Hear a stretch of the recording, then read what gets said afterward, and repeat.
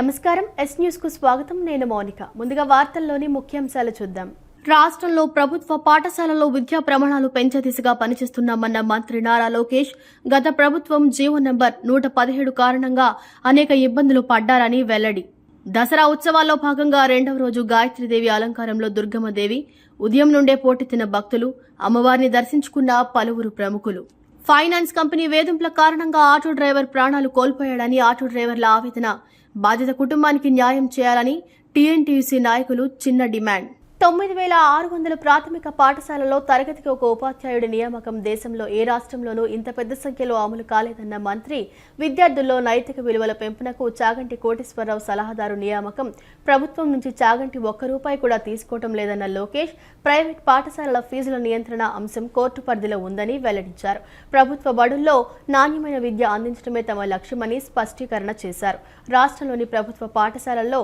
విద్యా ప్రమాణాలను మెరుగుపరిచే దిశగా కూటమి ప్రభుత్వం కీలక అడుగు వేసిందని విద్యాశాఖ మంత్రి నారా లోకేష్ తెలిపారు రాష్ట్ర వ్యాప్తంగా 9600 ప్రాథమిక పాఠశాలల్లో తరగతికి ఒక ఉపాధ్యాయుడు విధానాన్ని అమలు చేశామని దేశంలో ఏ రాష్ట్రంలోనూ ఇంత పెద్ద సంఖ్యలో ఈ ఘనత సాధించలేదని ఆయన స్పష్టం చేశారు శాసన మండలిలో సభ్యులు అడిగిన ప్రశ్నకు ఆయన సమాధానం ఇచ్చారు గత ప్రభుత్వ హయాంలో జీవో 117 కారణంగా కేవలం 1200 పాఠశాలల్లో మాత్రమే తరగతికి ఒక టీచర్ అందుబాటులో ఉండేవారని లోకేష్ గుర్తు చేశారు అయితే తమ ప్రభుత్వం అధికారంలోకి వచ్చిన వెంటనే ఈ సంఖ్యను 9600కు పెంచిందని వివరించారు ప్రభుత్వ పాఠశాలల్లో ప్రాథమిక అక్షరాస్యత సంఖ్యాశాస్త్రం FLNలో విద్యార్థులు గ్యారంటీగా నైపుణ్యం సాధించడమే లక్ష్యంగా పెట్టుకున్నామని అందుకు అనుగుణంగా ఉపాధ్యాయులను ప్రోత్సహిస్తున్నామని చెప్పారు అధ్యక్ష గౌరవ సభ్యులు అడిగినట్లు అధ్యక్ష 117 జియో వల్ల సుమారుగా 10 లక్షల మంది విద్యార్థులు ప్రభుత్వ పాఠశాలలకి విద్యకి దూరం అవటం జరిగింది అధ్యక్ష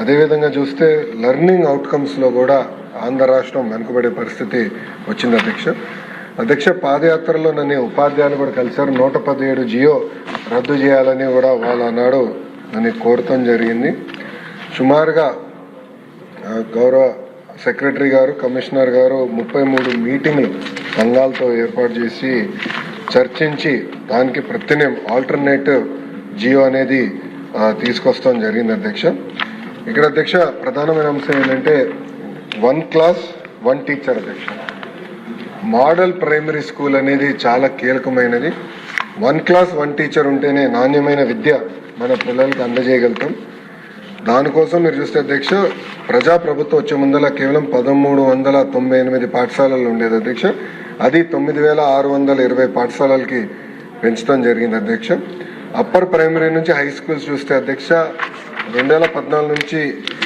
24 వరకు కేవలం 166 అప్గ్రేడ్ అవుతాయి అధ్యక్ష ప్రజాప్రభుత్వం వచ్చిన మొదటి సంవత్సరంలోనే 779 పాఠశాలల్ని అప్గ్రేడ్ చేస్తాం జరిగింది అధ్యక్ష ఇవన్నీ మీకు ఎందుకు చెప్తున్నానంటే అధ్యక్ష ఇది ఒక మోడల్గా దేశానికి ఒక మోడల్గా ఏర్పాటు చేయాలి ప్రభుత్వ విద్య అనే లక్ష్యంతో ప్రభుత్వం పనిచేస్తుంది అధ్యక్ష గౌరవ సభ్యులు కూడా అడిగారు ఇంకా మౌలిక సదుపాయాలు కల్పించాల్సిన అవసరం ఉందని 100% నేను ఏకీభవిస్తున్నా గౌరవ సభ్యులతో అన్నీ మేము పరిష్కరించాం అన్ని రూములు కట్టాము ప్రహరీ గోడలు అన్నీ కట్టేసాము నేను అనట్లేదు అధ్యక్ష ప్రక్రియ ఇప్పుడు ప్రారంభమైంది మన బడి మన భవిష్యత్తు కింద ఇప్పుడు రీఆర్గనైజేషన్ అయింది కనుక చాలా క్లారిటీగా ఎన్ని గదులు కావాలి ఏ స్కూల్లో కావాలి ఒక అంచనాకి ప్రభుత్వం వచ్చింది దాన్ని ఒక ఆన్లైన్ పోర్టల్ ఒకటి ఏర్పాటు చేసి దాతలు ఎవరన్నా దాన్ని అడాప్ట్ చేసేదానికి సిద్ధంగా ఉంటే ఆన్లైన్ పోర్టల్ ద్వారా కూడా అంటే కేవలం ఆంధ్ర రాష్ట్రంలో ఉండేవారు కాదు ఇతర రాష్ట్రాలు కానీ దేశాల్లో ఉండేవాళ్ళు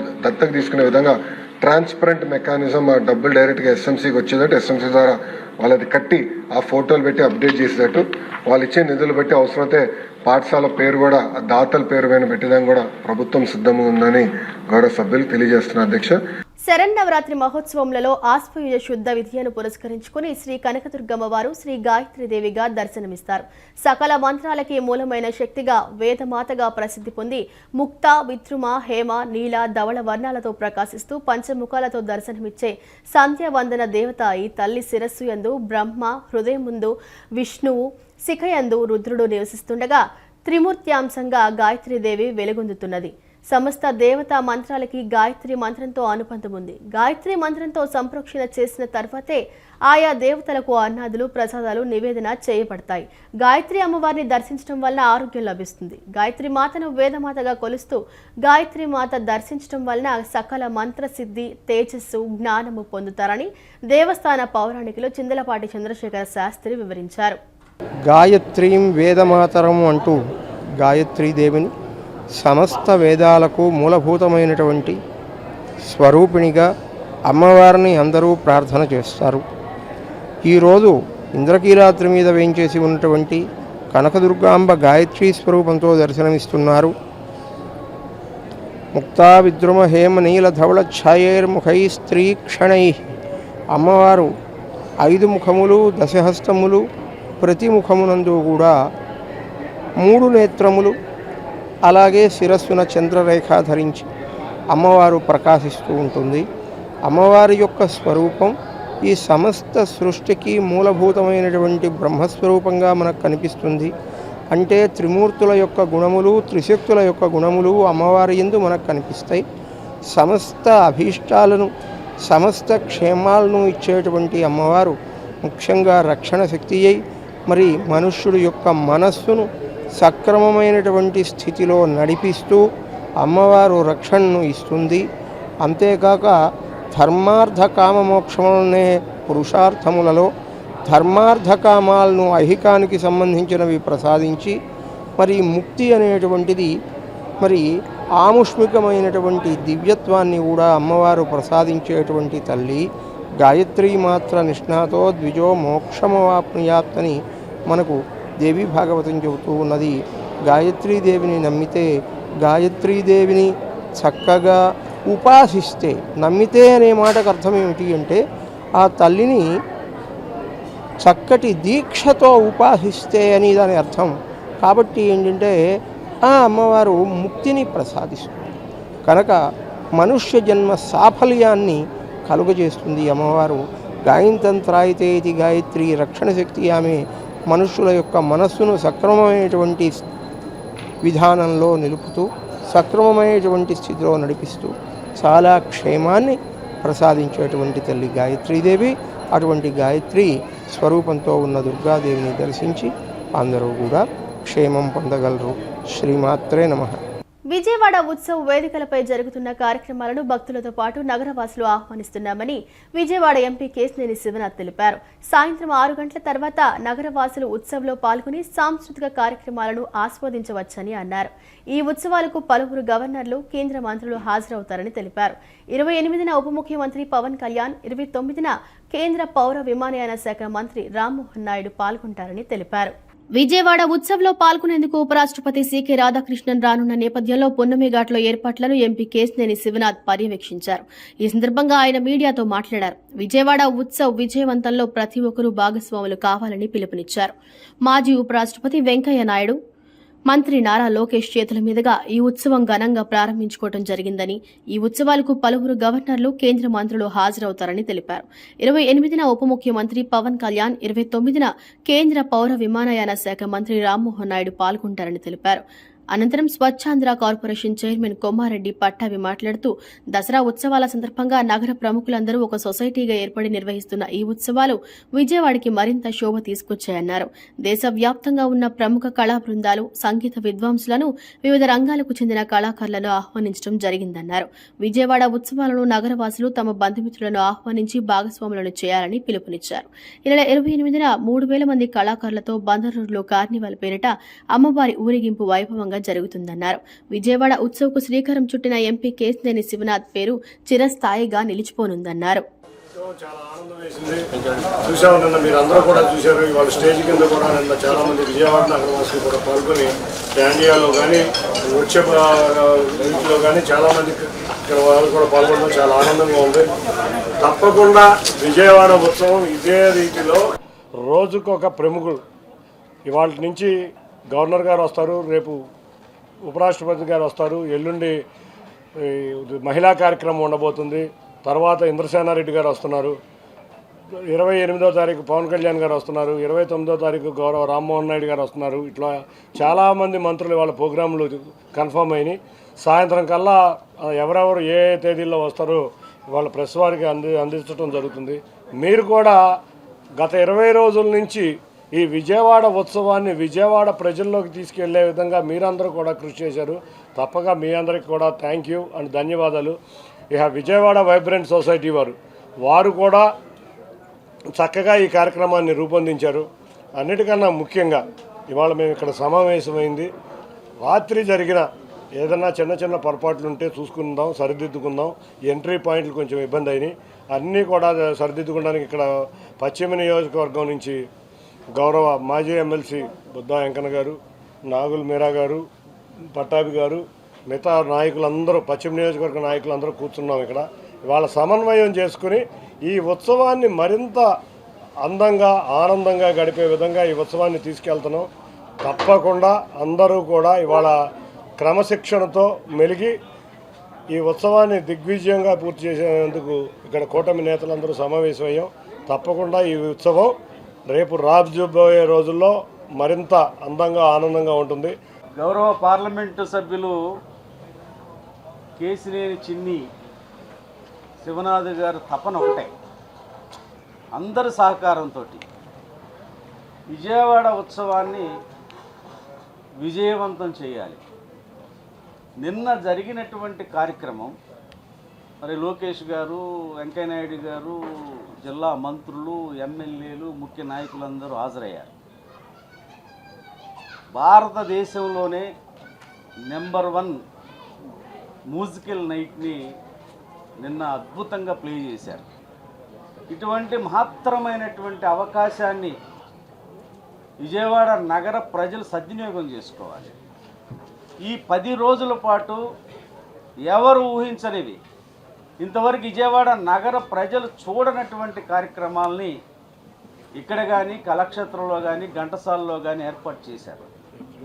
దీన్ని మనందరం సద్వినియోగం చేసుకోవాలి. విజయవాడ నగర ప్రజలు 6 గంటలకు అందరూ ఆహ్వానితులే, కుటుంబ సమేతంగా వచ్చి పిల్లలతోటి మరి వాళ్ళు ఎంతో సంతోషించాలనేటువంటి లక్ష్యంతోనే పెట్టిన కార్యక్రమం విజయవాడ ఉత్సవం. రేపు ఎగ్జిబిషన్ కూడా ప్రారంభమవుతుంది. అద్భుతమైన మ్యూజికల్ నైట్లు, అంటే చాలా వ్యయంతో కూడుకున్నటువంటి కార్యక్రమాలు ఇవన్నీ కూడా, ఎప్పుడు జరగనటువంటి కార్యక్రమాలు. ఎందుకంటే విజయవాడ నగర ప్రతిష్టను, విజయవాడ నగర చరిత్రను ఈ దేశానికి, ప్రపంచానికి సాటి చెప్పాలనేటువంటి ఒక మంచి ఉద్దేశంతో గౌరవ ఎంపీ గారు తీసుకున్న ఈ నిర్ణయానికి విజయవాడ నగరంలో ఉన్నటువంటి అన్ని వర్గాలు, పార్టీలకు అతీతంగా కూడా మేము విజయవాడ నగర పౌరులుగా దీన్ని విజయవంతం చేయాల్సిన బాధ్యత మా పైన ఉందని అందరూ కూడా, ప్రముఖులందరూ కూడా పార్టీలకు అతీతంగా కూడా ఇచ్చేసి వాళ్ళ సంఘీభావాన్ని తెలపటమే కాదు, నిన్న అనేక మంది ప్రముఖులు విజయవాడ నగరంలో మొట్టమొదటి నుంచి ఉన్నటువంటి వాళ్ళందరికీ కూడా వారిని గౌరవించే విధంగా కూడా వారికి సత్కారం కూడా చేయటం జరిగింది. కనకదుర్గ అమ్మవారి దసరా ఉత్సవాల సందర్భంగా విజయవాడ నగర ప్రముఖులందరూ కూడా ఒక సొసైటీగా ఏర్పడి అమ్మవారి ఉత్సవాలకి మరింత శోభని తీసుకురావటం కోసం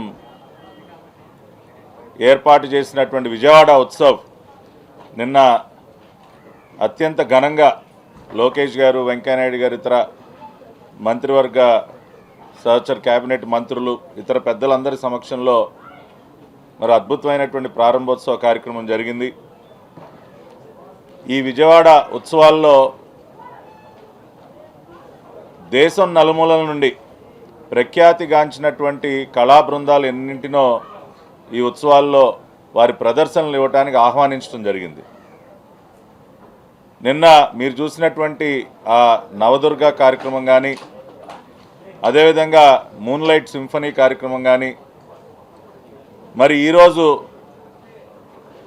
అభిజిత్ నాయర్ ఎవరైతే ప్రముఖ సంగీత విద్వాంసుడు ఎవరైతే ఉన్నారో అభిజిత్ నాయర్, ఆయన కార్యక్రమం కూడా ఇక్కడ ఏర్పాటు చేయడం జరిగింది. ఈ విధంగా విజయవాడ నగరవాసులు, ఇప్పుడు పెద్దలు మీరా గారు చెప్పినట్టు, అంటే మన నగరంలో ఇటువంటి కళాకారుల యొక్క కళా ప్రదర్శనలు మనం చూడగలమా, ఆ అవకాశం మనకు వస్తుందా అని అనుకుంటున్నటువంటి తరుణంలో ఇవాళ వైబ్రెంట్ విజయవాడ అనేది ఒక వైబ్రెంట్ సిటీ. ఇంద్రకీలాద్రిపై కొలువు తీరిన దుర్గమ్మ సన్నిధిలో కుంకుమార్చనలు వైభవంగా ప్రారంభమయ్యాయి. ఉత్సవాల్లో భాగంగా తొలి రోజు దుర్గమ్మ శ్రీ బాల త్రిపుర సుందరి దేవి అలంకారంలో భక్తులకు దర్శనమిచ్చారు. అమ్మవారి ప్రీత్యర్థం భక్తులు కుంకుమ పూజలు భక్తి ప్రపత్తులతో నిర్వహించారు. ఇంద్రకీలాద్రిపై వేంచేసి ఉన్న శ్రీ కనకదుర్గ అమ్మవారి దసరా శరన్నవరాత్రి ఉత్సవాలు అత్యంత వైభవంగా ప్రారంభమయ్యాయి. 11 రోజుల పాటు జరిగే దసరా మహోత్సవాల్లో భాగంగా దుర్గమ్మ గాయత్రీదేవిగా భక్తులకు దర్శనమిస్తున్నారు. అమ్మవారి ప్రీత్యర్థం భక్తులు కుంకుమ పూజలు భక్తి ప్రపత్తులతో నిర్వహించారు. మహామండపం 6 అంతస్తులో ఉభయ దాతలు పాల్గొని లక్ష కుంకుమార్చన నిర్వహించారు. వేద పండితుల మంత్రోచ్చరణల నడుమ కుంకుమ పూజ కార్యక్రమం ఆత్యంతం శాస్త్రోక్తంగా సాగింది. సౌభాగ్య ప్రదాయిని అయిన అమ్మవారికి కుంకుమార్చన నిర్వహించడం వల్ల మహిళలు ఆజన్మాంతం సకల సౌఖ్యాలతో దీర్ఘ సుమంగళిగా వర్ధిల్లుతారని వైదిక కమిటీ సభ్యులు వివరించారు. భక్తులు విశేష సంఖ్యలో కుంకుమ పూజ కార్యక్రమంలో పాల్గొని తమ భక్తి ప్రపత్తులు చాటుకుంటున్నారు. టీడీపీ రాష్ట్ర బీసీసీఎల్ ఉపాధ్యక్షులు ఎస్ ఛానల్ ఇన్ఛార్జ్ దీవి ఉమామహేశ్వరరావు జన్మదిన వేడుకలు ఘనంగా జరిగాయి. ఆయన జన్మదినం సందర్భంగా సెంట్రల్ నియోజకవర్గ టీడీపీ కార్యాలయంలో ఎమ్మెల్యే బోండా ఉమా ఆధ్వర్యంలో కేక్ కటింగ్ నిర్వహించారు. ఎమ్మెల్యే కార్యాలయ సిబ్బంది సహా పలువురు నేతలు ఆయనకు జన్మదిన శుభాకాంక్షలు తెలిపారు. తరువాత ఎస్ ఛానల్ కార్యాలయంలో కూడా జన్మదిన వేడుకలు నిర్వహించారు. సిబ్బంది దీవి ఉమామహేశ్వరరావుతో కలిసి కేక్ కట్ చేసి శుభాకాంక్షలు తెలియజేశారు. ఈ సందర్భంగా ఆయనకు అభిమానులు, మిత్రులు, రాజకీయ సహచరులు, స్థానిక ప్రముఖులు ఫోన్ ద్వారా ప్రత్యక్షంగా శుభాకాంక్షలు తెలిపారు.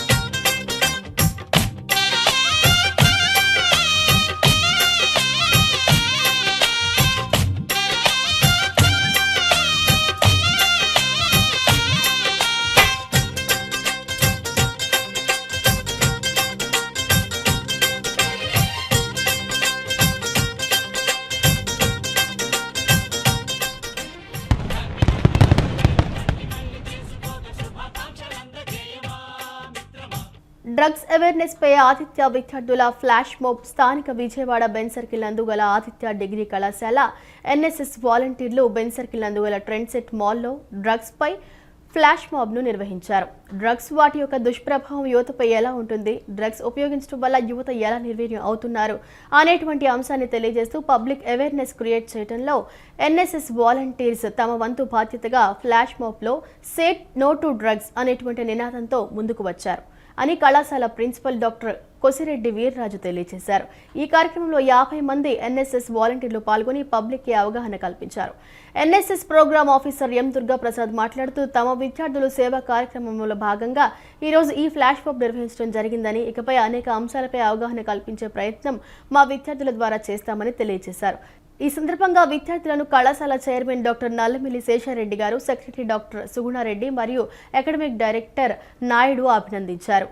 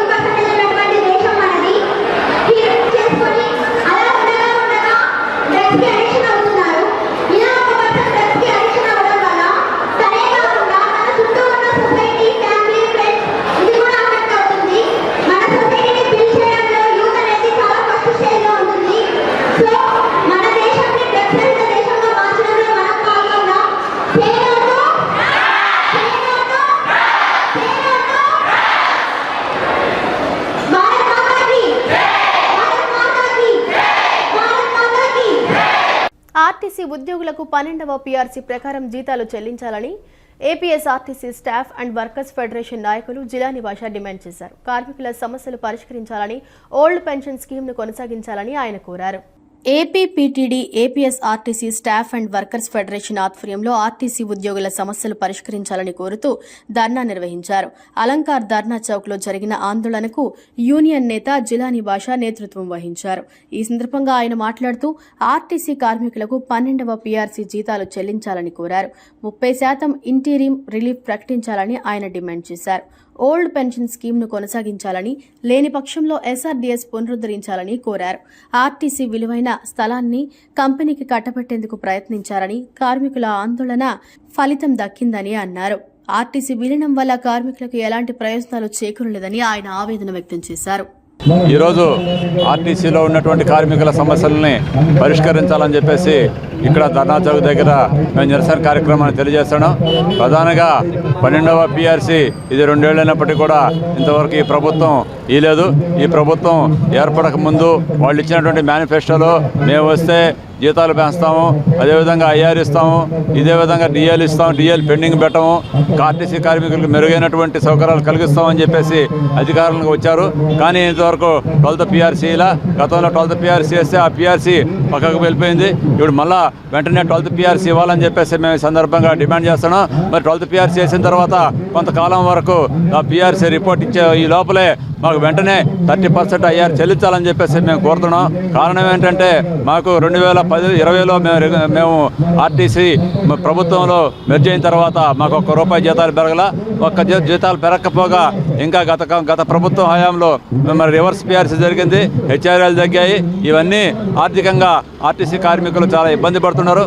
అదేవిధంగా ఈరోజు 4 డిఏలు పెండింగ్ ఉన్నాయి. 1 డిఏ అయినా సరే ఇస్తారని చెప్పేసి కార్మికులు ఆశించారు. కానీ 4 డిఏలు వెంటనే ఇవ్వాలని చెప్పేసి మేము సందర్భంగా డిమాండ్ చేస్తున్నాం. గత ప్రభుత్వ హయాంలో 2 డిఏలకి అరియర్స్ ఇవ్వమని చెప్పేసి గతంలో ఇచ్చారు. కానీ అరియర్స్ కూడా ఇంతవరకు ఇవ్వలేదు. మాకు ఓపీఎస్ ఓల్డ్ పెన్షన్ స్కీమ్ అమలు చేయాలని చెప్పేసి మేము కోరాము. కానీ ఓల్డ్ పెన్షన్ స్కీమ్ ఇవ్వలేదు. మాకు ఎస్ఆర్బిఎస్ అనేటువంటి ఒక పెన్షన్ స్కీమ్ ఉండేది. ఆ పెన్షన్ స్కీమ్ని కూడా రద్దు చేశారు. 3,200 ప్రతి నెల మా కార్మికులకి రిటైర్ అయిన తర్వాత వచ్చేది. అది కూడా లేకుండా ఈరోజు దాన్ని పక్కన పెట్టారు. కాబట్టి ఎస్ఆర్బిఎస్ను పునరుద్ధరించాలని చెప్పేసి మేము సందర్భంగా కోరుతున్నాం. మున్సిపల్ కార్మికుల సమస్యలు పరిష్కరించడంలో ప్రభుత్వం నిర్లక్ష్యంగా వ్యవహరిస్తుందని సిఐటియు నాయకుడు కె ఉమామహేశ్వరరావు ఆగ్రహం వ్యక్తం చేశారు. 12వ పీఆర్సీ విడుదల చేయాలని, పెండింగ్లో ఉన్న డిఏలు చెల్లించాలని డిమాండ్ చేశారు. కార్మికుల సమస్యలు పరిష్కరించిన పక్షంలో అందరినీ కలుపుకొని రాష్ట్ర వ్యాప్త ఆందోళనకు సన్నద్ధమవుతామని స్పష్టం చేశారు. ఈరోజు మంగళవారం విజయవాడ ధర్నా చౌక్లో మున్సిపల్ కార్మికులు 12వ పీఆర్సీని రాష్ట్ర ప్రభుత్వం వెంటనే ప్రకటించాలని, 12వ పీఆర్సీ ప్రకారం మున్సిపల్ కార్మికులందరికీ జీతాలు చెల్లించాలని డిమాండ్ చేస్తూ ధర్నా నిర్వహించడం జరిగింది. 11వ పీఆర్సీ కాలం ముగిసి 2 ఏళ్లు దాటిపోయింది. వాస్తవానికి 2023 ఆగస్టు 1 నుంచే కొత్త పీఆర్సీ 12వ పీఆర్సీ అమలు కావాలి. ఈరోజు ఉద్యోగులు, ఉపాధ్యాయులతో పాటు మున్సిపల్ కార్మికులు కూడా ఎదురు చూస్తూ ఉన్నారు. పారిశుద్ధ్య కార్మికులకి 6 ఏళ్ళు అయిపోయింది జీతాలు పెరిగి, 6 ఏళ్ళుగా జీతాలు పెరగల. అట్లాగే వివిధ సెక్షన్లో పనిచేసే పర్మనెంట్ వాళ్ళు కూడా డిఏ బకాయిలు లేవు, సరెండర్ లీవులు బకాయిలు లేవు. ఎన్ఎంఆర్లు కానీ, బదిలీ కార్మికులు, కోవిడ్ కార్మికులు, క్లాబ్ డ్రైవర్లు వీళ్ళందరూ కూడా ఉద్యోగులకి జీతాలు పెరిగితే మాకు కూడా జీతాలు పెరుగుతాయి అని ఎదురు చూస్తున్నారు. ఆ 12వ పీఆర్సీ ఎప్పుడు వస్తుంది? కనీసం ఇప్పుడు అసెంబ్లీ సమావేశాలు జరుగుతున్నాయి. ఈ అసెంబ్లీ సమావేశాల్లో ఈ ప్రస్తావన ఏమన్నా వస్తుందా? కనీసం ఈ అసెంబ్లీ సమావేశాలు ముగిసేలోపు 12వ పీఆర్సీ ప్రకటించి తీపి వార్త ఇవ్వాలని రాష్ట్ర ప్రభుత్వాన్ని మేము కోరుతా ఉన్నాం. అట్లాగే గతంలో జులైలో సమ్మె చేసాం. ముఖ్యమంత్రి గారు కూడా ఒప్పుకున్నారన్నారు సమ్మెకాలం జీతం ఇవ్వడానికి. ఇంతవరకు సమ్మెకాలం జీతం ఇవ్వలేదు. ఇంజనీరింగ్ కార్మికులు పెరిగిన జీతాలు ఇప్పటికీ విజయవాడలో 3 నెలలు అయిపోతున్నా ఇంతవరకు అమలు కాలేదు. రాష్ట్ర వ్యాప్తంగా ఎన్ఎంఆర్లు, బదిలీ కార్మికులు, కోవిడ్ కార్మికులు, క్లాబ్ డ్రైవర్లు సమాన పనికి సమాన జీతం రాక కేవలం 10,000, 12,000, 15,000 జీతాలతోటి, అరాకొర జీతాలతోటి పస్తులతో బతుకుతున్నారు. వీళ్ళందరికీ సమాన జీతాలు ఇవ్వాలని చెప్పి రాష్ట్ర ప్రభుత్వాన్ని కోరుతా ఉన్నాం. వార్తలు ముగించే ముందు ముఖ్యాంశాలు మరోసారి. రాష్ట్రంలో ప్రభుత్వ పాఠశాలల్లో విద్యా ప్రమాణాలు పెంచే దిశగా పనిచేస్తున్నామన్న మంత్రి నారా లోకేష్, గత ప్రభుత్వం జీవో నంబర్ 117 కారణంగా అనేక ఇబ్బందులు పడ్డారని వెల్లడి. దసరా ఉత్సవాల్లో భాగంగా 2వ రోజు గాయత్రీదేవి అలంకారంలో దుర్గమ్మదేవి, ఉదయం నుండే పోటెత్తిన భక్తులు, అమ్మవారిని దర్శించుకున్న పలువురు ప్రముఖులు. ఫైనాన్స్ కంపెనీ వేధింపుల కారణంగా ఆటో డ్రైవర్ ప్రాణాలు కోల్పోయాడని ఆటో డ్రైవర్ల ఆవేదన. బాధిత కుటుంబానికి న్యాయం చేయాలని టీఎన్టీయూసీ నాయకులు చిన్న డిమాండ్. ఈ వార్త ఇంతటితో సమాప్తం. నమస్కారం.